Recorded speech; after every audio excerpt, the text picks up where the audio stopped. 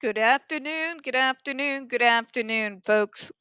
Welcome to another episode of Spilling Tea and the Final Front Load. My name is Tiffany Daniels, and I'll be your host. And we are going back to that horrible world known as the JRC. But before we do, the usual disclaimers.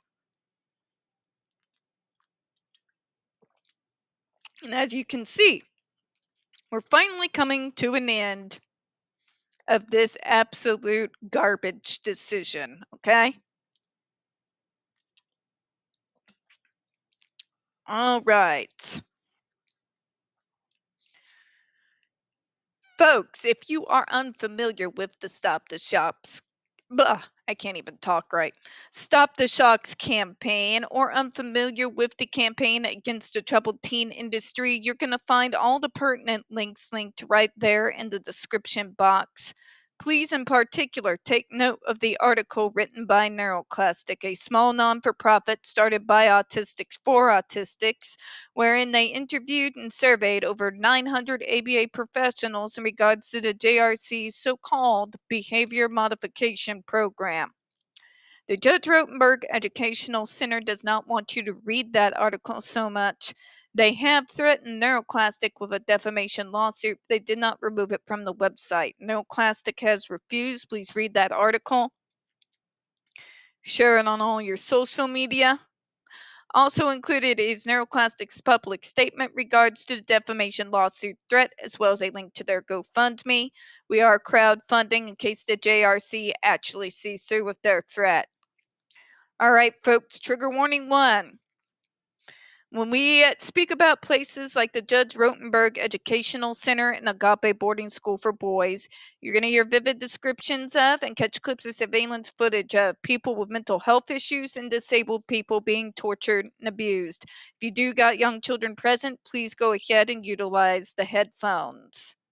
Number 2, trigger warning. This channel is marked not for kids for a reason. We use profanity on occasion and speak on dark subjects. If your child is 16 and younger and they are watching this, very obviously parental supervision is advised. Hopefully this one will be short and sweet. I'm hungry, folks. Against that backdrop, the agency's authority to fashion a partial ban on the device is unexceptionable. Again, there is no partial ban on the GED, folks. I can't go down to the gas station and go buy me one, nor can I go down to the Mercy store down the way, kind of down the street there with a prescription from a doctor and pick one up. Okay? Nobody is utilizing the GED for anything. It's used in one place for a singular purpose. All right? That FDA decision in no way, shape, or form was a partial ban, saying you can use it for this, but not for this. It was an out and out ban. If it had been a partial ban, do you really think any of us would have celebrated? Yeah, that. We would have been appealing, and we would have been pissed, and rightfully so. It was not a partial ban, it was a complete ban. The only reason why the use of said device was into question was so we can introduce the evidence in regards to how the device was a risk of substantial harm. Again, very clear, one would think almost idiot proof, but here we are.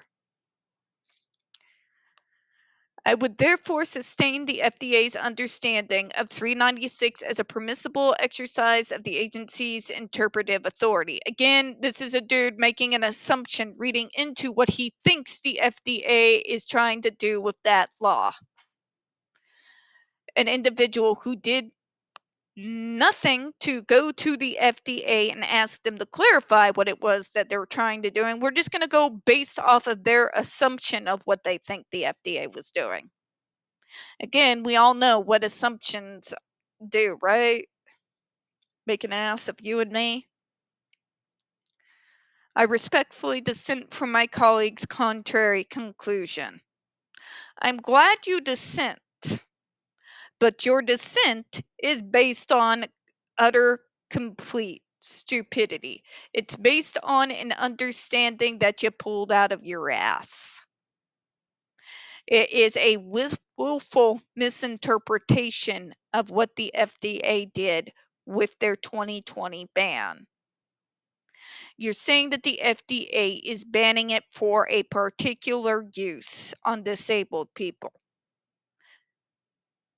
It is total ban, which means you can't use it at the JRC to torture people, and you can't use it to jumpstart a car.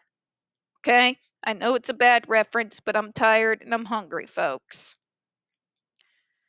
This whole thing, even this person who is disagreeing with his colleagues, has been an exercise of futility as to trying to wrap my brain around how they made the decision that they did. None of this is worth the paper that it was typed out on. Trees were sacrificed for no reason for this idiocy that we have just read over the last few weeks.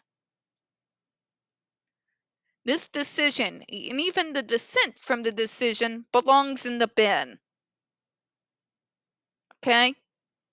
Because we're not addressing the fact that the device in question never had the approval of the FDA in the first place. We are not discussing the fact the FDA in no way, shape, or form in that 2020 decision said that they were banning it for use for this, but not for this. They said it was a ban. Total ban. Matter of fact, the word used was total ban. The only reason in regards to use that was brought up again was to bring into evidence the fact that this device has already caused substantial harm and was at risk to harm others. But here we are. To back it up, we're going to throw completely unrelated things such as states' rights into it. We're going to close on that, folks. We don't get very many views on this channel. The few that we do tend to get removed from time to time. So please don't forget to hit the like button, hit subscribe. Don't forget to hit the comments. I do appreciate your time. And as always, folks, we here at Spilling Tea do hope you have a good one. I'll see you next time. Bye-bye.